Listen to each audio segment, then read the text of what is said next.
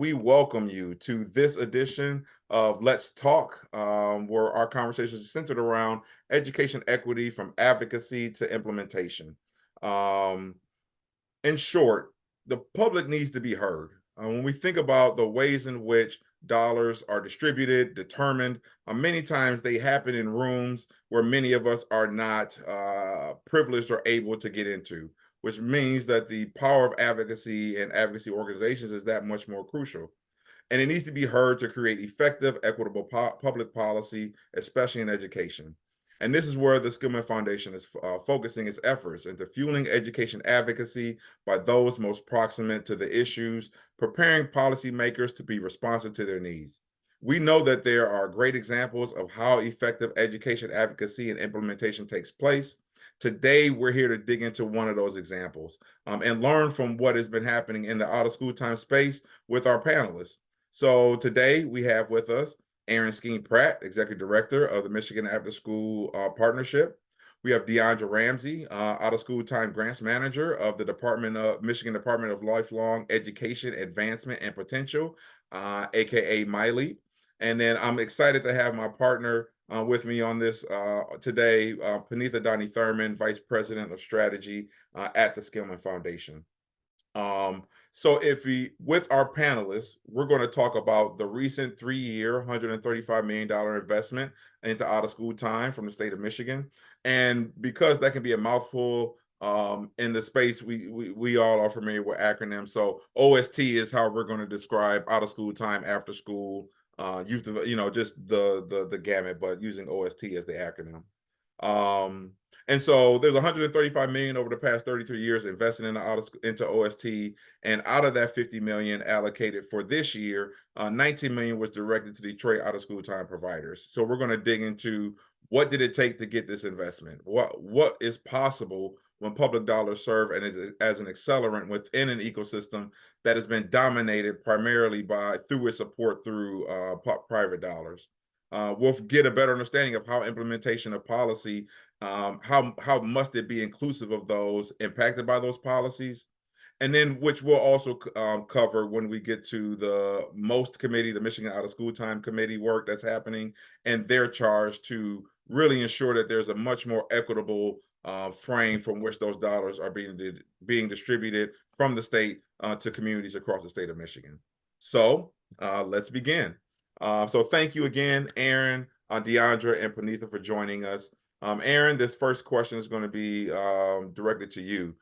Thanks to Governor Whitmer, Michigan out of school time is slated to receive another 50 million in the state budget in the fiscal year 25 budget, which would bring the total 3-year investment to 135 million. We at Skillman are thrilled that 19 million was directed towards Detroit providers, and we want to make sure that the state continues to invest. If you could talk to and speak to the advocacy strategy that Mass implemented, like the secret sauce that helped the state of Michigan and Detroit secure this level of public investment out of school time, and then what you've learned about what worked and what could be improved as we move forward in this process. Yeah, thanks so much, Terry, and thanks for Skillman to providing this space. And it's good to see so many friends. I see there's actually a number of folks who are on the MOST committee on here, so please feel free to chime in as we move forward. When we think about advocacy, we always think about the why, right? So why are we doing this? And the reason we're doing this is because obviously, and I don't have to go into the benefits of out of school time for all of you because you could teach the class on it. But we really envision a day and we want to see a day where all youth have equitable access to quality out of school time. And as Terry said, when we say out of school time, we're talking about before school, after school, and summer. And when I started, about 2.5, well, it was, I guess, 3 years ago, we didn't have any state funding, right? And we know that, as you're talking about an ecosystem and what's needed to support out of school time, we knew that state funding was a component that we were really, really missing. And I look at advocacy as basically a 4-legged chair, if you will, if you'll do this analogy with me, that you got to have all the legs or else the chair tips over, right?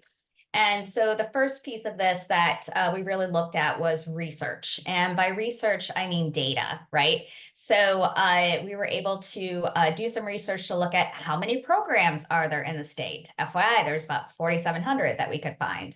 Looking at what's the ratio of youth to provider. Well, nationally, it's like 200 to 1, which stinks. In Michigan, it's like 370 to 1. And in Southeast Michigan, it's almost 500 to 1. So we know that there's a huge demand, right? That there's an access issue.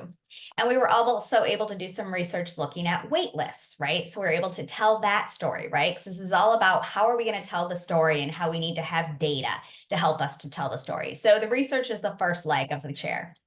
The second leg is direct advocacy, right? So it's that direct interaction with our state policymakers. And, I am one of those people who unabashedly say that we do lobby. 501c3 nonprofits absolutely can lobby, and we do. And one of the ways that we do that is that we do have a government relations firm that we contract with. When you're looking at large sums of dollars, it's very difficult to make inroads without that kind of larger investment in your capacity. But that was kind of one of the first things we did. But the second thing that we did was really identifying champions that were Republican as well as Democrats. Because at the time when we started, it was actually Republican-controlled House and Senate, and then Democrat governor. So we really had to make sure that we were able to make this a bipartisan issue, right?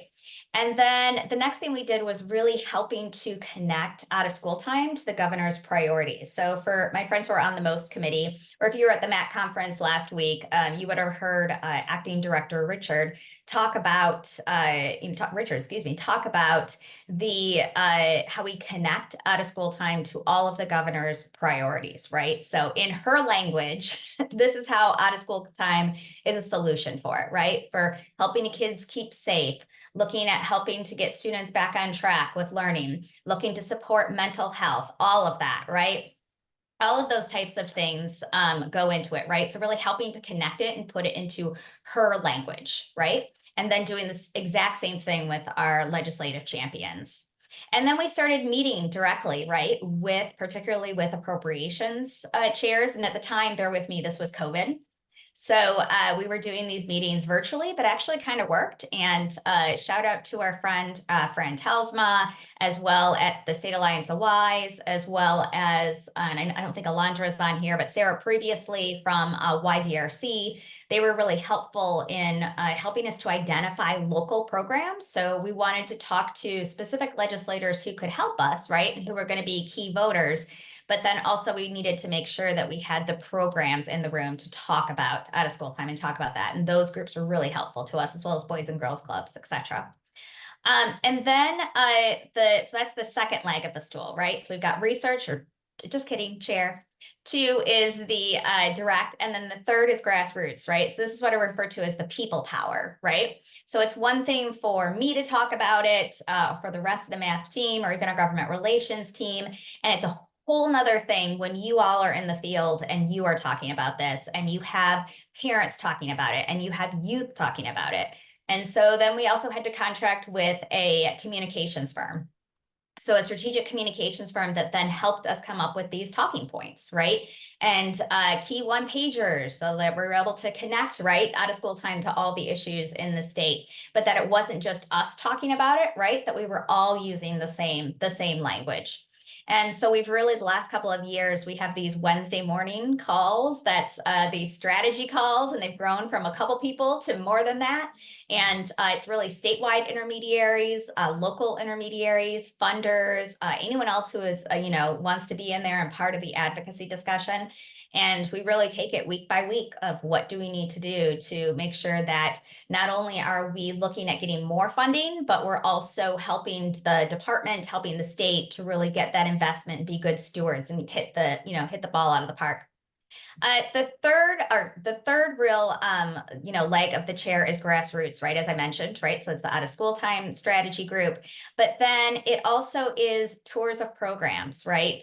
So getting legislators into the program. So again, it's one thing to talk about it. It's another thing for them to actually see it.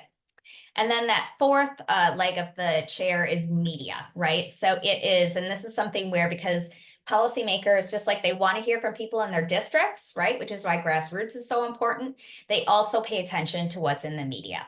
So that's where you will have seen some opinion editorials that would have been published, a lot of articles, again, talking about out of school time, but also talking about what the investment has meant, and really getting programs in there talking about the good work that you're doing as well.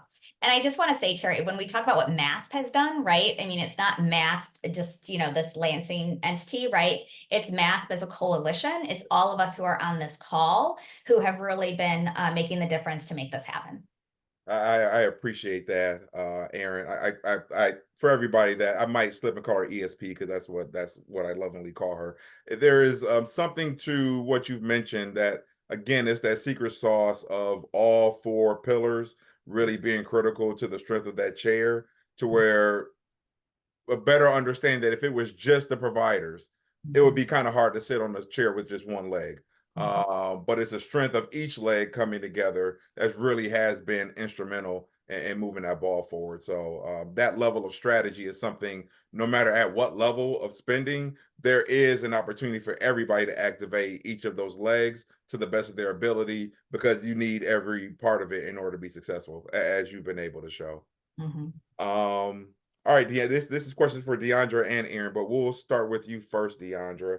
Um, Actually, let pause. Actually, I do have a follow-up question, Erin. What might be at coming into your third year and being through this process and having the level of impact that the work has had? What is one strength of that strategy that you've seen? And then what might be one challenge that you've identified in kind of maintaining and continuing that work? Because it is a day-to-day grind to maintain that level of visibility of the work, so that it stays front of mind for those that are kind of writing the checks. Yeah, I would definitely say the power, I think, is the number of folks who are the out of school time advocates, right? So through, has nothing to do with me, has nothing to do with the MASP team, but Terry, you're out there talking about it. Fred from Pala's out there talking about it. We've got Kim Johnson out there and talking about it. YDRC is out there and talking about it, and really pushing the envelope. BDAD as well, right? Really pushing the envelope. So it's not something that looked at as just like this one group, right? Or hey, this is just Erin, right? Being a nag, right? No, this is, a lot of people, right? Who are very interested in this and want to see a difference. Awesome. All right, Deondra, coming to you. The Michigan Out of School Time Committee, the MOST committee, is one of the more exciting parts. And having been like a part of it at the table, having been in this out of school time work now for 15 plus years, like this is exciting to see organizations coming together from across the state to really create an aligned vision for what we want to see. And it came out of the budget process, like it was written into the boilerplate that the initial 50 million would be inclusive of this community ability to influence and advocate for what a more equitable, funding system could look like. And so, Deondra, could you speak to actually, I'm sorry, I'm gonna start with Erin. Get You're not following your own notes, Terry. You're in trouble. no, I'm just so excited right now. Yeah. So, but Erin, could you speak to us about what the MOST committee is, how it came about, its charge, values, and what are some of the hopeful outcomes? Yeah. So, as Terry mentioned, this is the third year, right, of funding distribution. The first year it was like two separate pots of 5 million. So they were two separate competitive grant processes run through MDE. The second time was 25 million, another competitive grant process run through MDE. And then this last round of the 50 million run through MiLeap and our amazing Deondra Ramsey. And the first couple rounds, honestly, were just kind of business as usual, right? So this is how the state has always done this type of funding distribution, right? And always run a grant competition. And we heard from a lot of you on this call and others in the OSD sector across the state that, hey, this is a problem.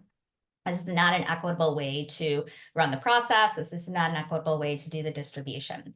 And it just so happens we were also, or I was really digging into Sean Ginwright's work, right, in terms of looking at, reimagining justice, right, the 4 pivots. And as those of you who know me, I might have this idea, hey, let's try it. And then we'll figure it out as we go along. That's kind of what happened with the most committee, but it was built into the boilerplate, as Terry mentioned. So actually in the law and in the budget. And thanks to philanthropy, we were able to work directly with the National Equity Project, and for them to really help us to think about going through a liberatory equity process, a design process in terms of how we would do this work. And the reason I mentioned Sean Ginwright as well is because, from those of you that are familiar with the 4 pivots, right, there's awareness, right, which is that lens to mirror. So I think my most committee friends can attest. We've spent some time looking at our own mirrors, but then also really looking at, okay, so how does the funding process work, right? With Deondra being extremely transparent with how the funding went, how the process went, the priority works, how it was decided, the looking at, distribution levels, how all of that worked, right? But really, again, really holding up that mirror to ourselves and talking about that. And then the second piece was really that connection, right? Looking from the transactional to the transformational, right? Because we really want this to be a transformative process. So it's not just, hey, you fill out the RFP and you're done, but you're continually involved. And then the third piece really was that, and I struggle with this a lot, which is the vision piece. And, we talk a lot about fixing problems, right? And I tend to be the person who jumps in and says, let's fix it, Deondra, let's fix it. This isn't working, let's fix it. But what we have to look more at is looking more at possibility creation, right? Which is what I think the most committee is, really getting into, right? So it doesn't have to be, we can disrupt the system. It doesn't have to be done the way that it has, right? And then, really moving from, looking at that hustle to flow piece, which I got to tell you is really hard for me as well. And I want things fixed now, right? And, we hear from you and there's problems and we want it fixed now, but knowing that we have to actually take the time and digest it and go through this process and look at the inequities and hear from everybody so that we can hopefully at the end of the day end up with a more equitable process. But what is happening is that the committee started less than a year ago, has been working their way through this process in terms of, really identifying an equity commitment, right? They have specific principles that they come up with that we'll be sharing with the state as a whole in terms of how this can be done more equitably, developing a shared understanding, really deepening their understanding of the complexities of this issue and how state government works, but then also, designing for belonging. They're now going to start moving towards looking at, okay, what could this look like, right? How could we, knowing we're stuck at 50 million right now, right? But how could we be, what could that look like? Everything's on the table, right, Deondra? But to look at where we go. And then we'll be presenting those recommendations to the state in the summer before the next RFP, God willing, would come out. And I feel like I've talked a lot, so can Deondra talk now? No, and again, what I appreciate most about the most committee is that it's at its core very much coming together under a different tone and tenor, very much rooted in like what is possible versus coming in like what are the problems to be fixed. And I think that's really core to what Sean Ginwright was talking about in the 4 pivots. Like, how do we just change the view of how we're confronting the issues that are in front of us and using an asset-based frame and all that good stuff. So, Deondra, like in your position now, working within the system, within MiLeap, supporting the work, having been a provider before this experience, could you speak to your experience as a member of the most committee? Like, what are some of the key lessons that you've gained through this process of establishing the most committee and really seeing it and helping to see it develop over the past few months? All right. Good afternoon, everyone. Again, thank you, Terry. For me, some of the things that I've learned specifically is accountability, openness, and transparency. With the most committee, when we started to think about how we wanted to develop it, how did we want to design it, We really wanted to stick to being able to have people on the committee to share their own story. I think one of the things we recognized as a team was we had blind spots. So us as leaders, we were able to do what we knew what we were going to do, but there were blinders we had. You know, I'm in the Southwest region, Kalamazoo, Battle Creek. However, I've only worked for 14 years in the Southwest region.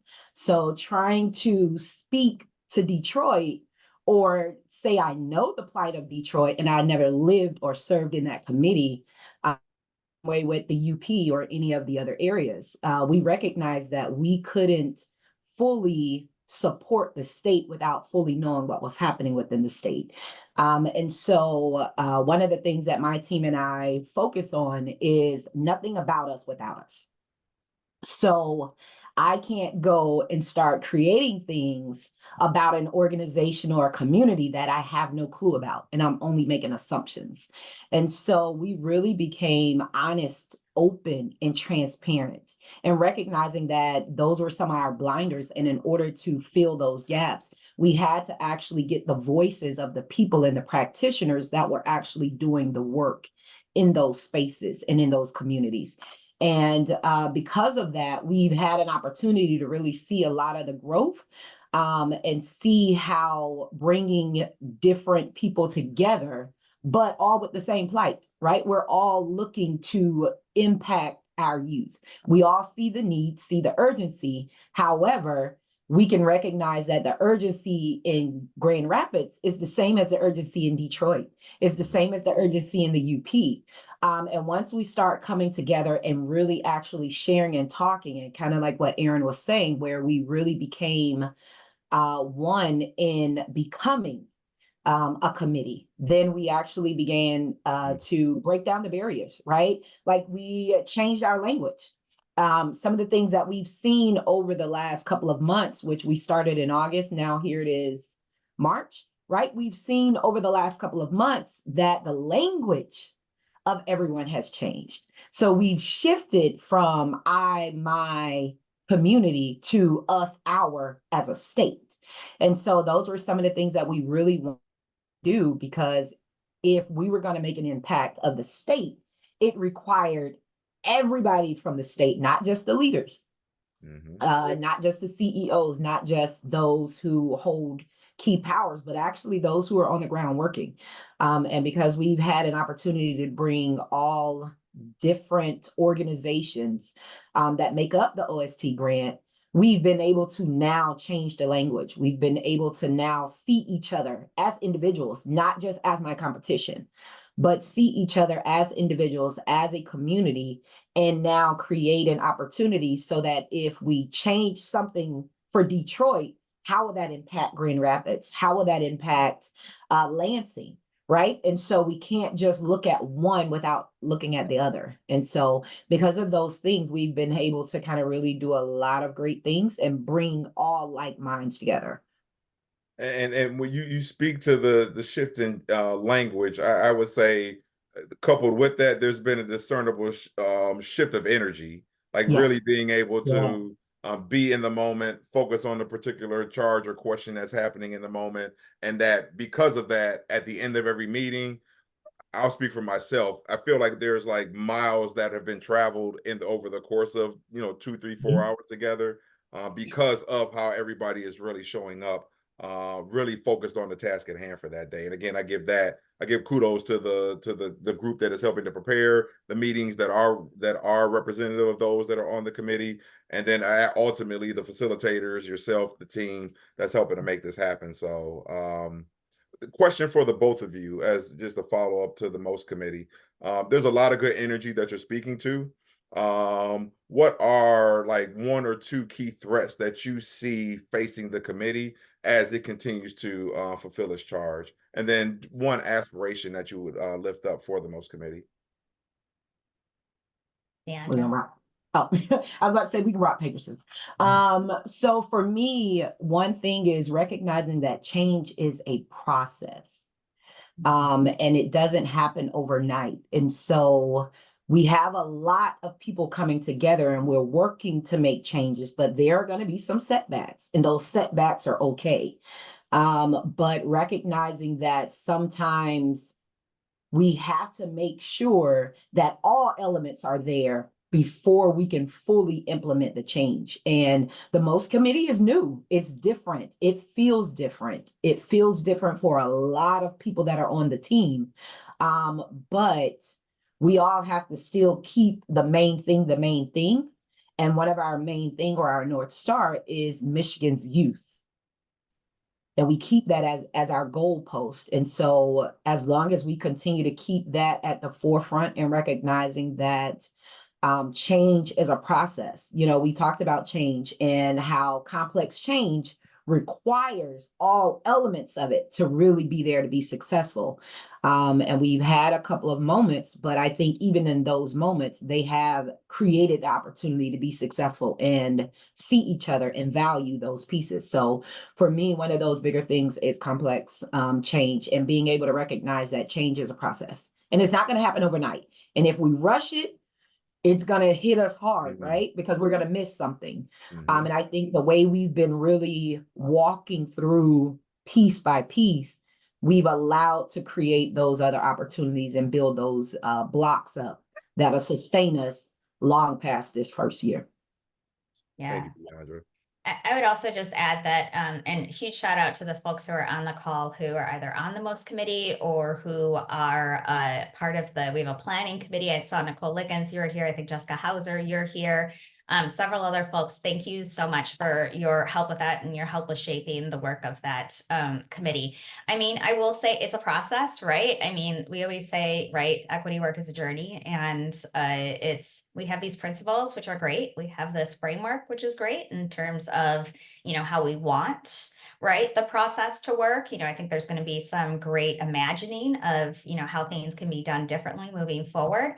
But I think we will all have to, provide Deondra and Juan and Willie and, the MiLeap team with a lot of support to see that this happens. And there will continually need to be, check-ins, right? The proof is in the pudding, right? So, we have these, but we have to make sure that we're able to see and implement them, right? And that they continue. And so I think this is just the beginning of, what will be a continuation of this work moving forward.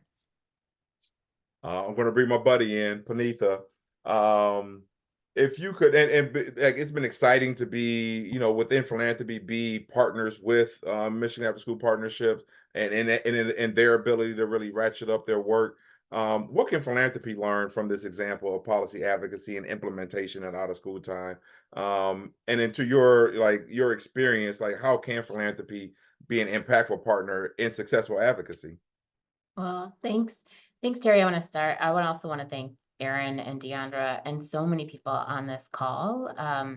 It's such a privilege to be able to watch this work, to support this work, and to see its fruits. And I think the first thing I would say, many of you know, we're going through a strategy transition and we're shifting our own work. As Erin talked about the 4 pivots, I want you to know Skillman did some of that work too. About our own organization and our approach and our thinking about what have we done, what are we funding in this moment, where can we really be most impactful. And we believe deeply that our North Star is an equitable education system, and that is by design, an acknowledgement that we want young people to have incredible opportunities to learn, both inside and outside of school, before school, after school, summer. The work that is happening around OST is not a nice to have that should be dependent on philanthropy alone. It is essential to an equitable education system. And so that is guiding some of how we are also shifting in our work. And I would say there are 3 things, if I sort of go back on the balcony around philanthropy more generally. One, I love the story that Erin and Deondra and the most committee are laying out, and the idea of how it worked to get the money in the budget and to get the money built out and to have $19 million. Amazing, and I'm proud of all of that, and I want no one in philanthropy to be fooled by it. because it's really easy for us to be like, oh, if you just do A, B, and C, then look at what happens. And philanthropy is really good at sort of thinking that that's how change happens, but it's not. And I think really starting with that idea that if we're going to commit to this work around advocacy, there are going to be as many steps backward or disappointments in trying to move that money. That's also part of the work. And what we're really excited about is that it's working, but our investment and our commitment to it has to be just as strong when things don't turn out the way that all of us want, and that there's an opportunity to think about what we're learning and how we're building and thinking about the health of that entire advocacy ecosystem. And philanthropy at the end of the day is the most risk tolerant capital that should be out in the landscape. And so we should and want, as Skillman, but I think as philanthropy, to think deeply about what we can do to really center equity in transforming these systems in that space. I would be remiss if so don't be fooled. That's rule number 1. 2, spend your money well and spend it deeply. And so I think, again, we are grant makers and we do fund organizations like MASS, but she also meant Erin and Deondra referenced a whole bunch of people who have to be resourced to be able to engage in this work around advocacy, and philanthropy can and should do that. We need to stop thinking about funding this organization or that organization, but Deondra talked about the coalition that it took to come forward, and that needs resourcing. And philanthropy can sometimes be part of that scarcity mindset around competition. And if I pick this one or pick that one. And so I think philanthropy as a sector has a role to play in resourcing key partners and supporting collaboration. I think we also have work to do across our sector to think boldly. Erin was clear. She lobbies for the money. We are a private foundation. We can fund an organization and encourage them to lobby. There are lots of things foundations can do to support that work, and we shouldn't be afraid. We are funding system capacity because, as Deondra talked about, there's lots of good reasons that MDE wouldn't have the capacity to do all of the deep work that Deondra and her team are doing to make sure that those processes are changing. And I think philanthropy has an opportunity to listen for the barriers that get in the way. So we talked to some of our provider partners and to MASS. They were paying people to make sure that they had time to be part of the MOST committee and to drive up to Lansing. And so I think philanthropy has a role to listen to the barriers that get in the way and to help be a part of solving for those. And then last, I would say we have a role beyond grant making. The kind of work that might be investments in narrative change, it might be investments in data or research. It's the work. I see Kenneth here from CSMOD. I know we have worked with Carrie Pardo. I know so many other funders. Funders have to learn how to collaborate too, because we all have different things we can contribute to this ecosystem. So it is that work of funding things beyond sort of the organizations themselves, leaning into narrative, messaging, thinking about funder collaboratives, and also asking our partners, like, what do you need for us to do beyond grant making, and being willing to be in that partnership so that we can both be strategizing together about how to really transform systems, because we're all playing different roles in the ecosystem, but we all have a role to play. That the word of collaboration, I got an amen from the congregation. So thank you for lifting that up, Punita. Before we shift the hand of the controller of the Zoom room, Alexa, just let us know we're going to be shifting to Q&A. So if you do have a question, raise your hand so we can unmute you. But before we do that, for everyone, Erin, Deondra, Punita, any closing thoughts before we move to Q&A? This could be a reflection, a call to action, but just anything you would like to leave the group with before we move to Q&A. We'll start with Erin. So at MASP, we have our new 501c3. And we are recruiting for board members as well as partner council members. The board, we're looking at a shared leadership model. The board will have more of the traditional governance role, and then the partner council will have more of the strategy type piece of that. And we would love to have any and all of you apply if you haven't already. And when Deondra starts talking, I'll put in the chat box the link. But then also, continue to help to push for the 50 million. It's not confirmed yet, right? But the 50 million ongoing would be a huge win, obviously, for us. And so we'll continue to need, support and letting your legislators know why this is so important. Deondra? I would like to go back to the 19 million. I think one thing I wanted to add was that was because Detroit showed up. The writers, those who were seeking, the way they did their homework, right? Like it was a effort in which organizations really came out. We recognize that there are a lot of things that happened in the past, right? There are a lot of hurts that happened, but being able to, for my team and even some of the other organizations, humbling ourselves and coming back, saying, hey, we're going to give this another try. We're going to fight for this, for our kids, for our youth. And so that is where not just the philanthropy work or the advocacy work, but Detroit practitioners showed up for that. And so I just want to say kudos to those who wrote great grants, who made it difficult, right, to go through the process, and allowing us to even be able to support them in their plight, to support their young people. Thanks, Deondra. Punita? Really quickly, this is a marathon, not a sprint. And we are so proud of what has happened, and know there is so much more to do. And my sort of call would be to engage philanthropy as your partner in this work.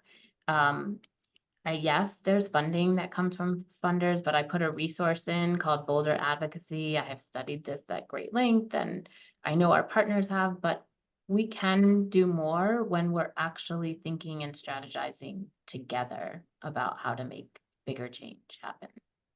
Awesome. We are stronger together. That is for sure. All right.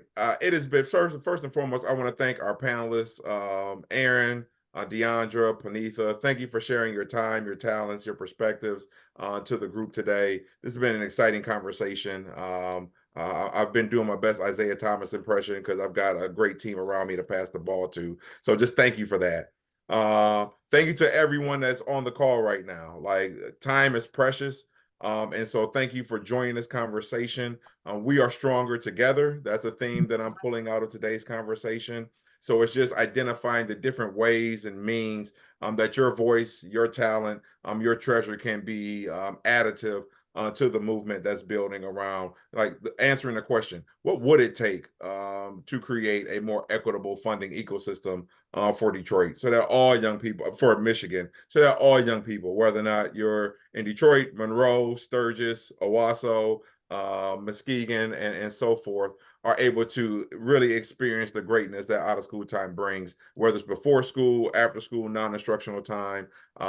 We are all doing the great work that needs to happen in order to accelerate outcomes. So thanks again for joining us today. Thanks again for all that you do for Michigan's children. And we look forward to seeing you in Lansing at a MOST committee meeting, but most importantly, seeing you doing great things for kids across the state. So thanks again, and have a great evening.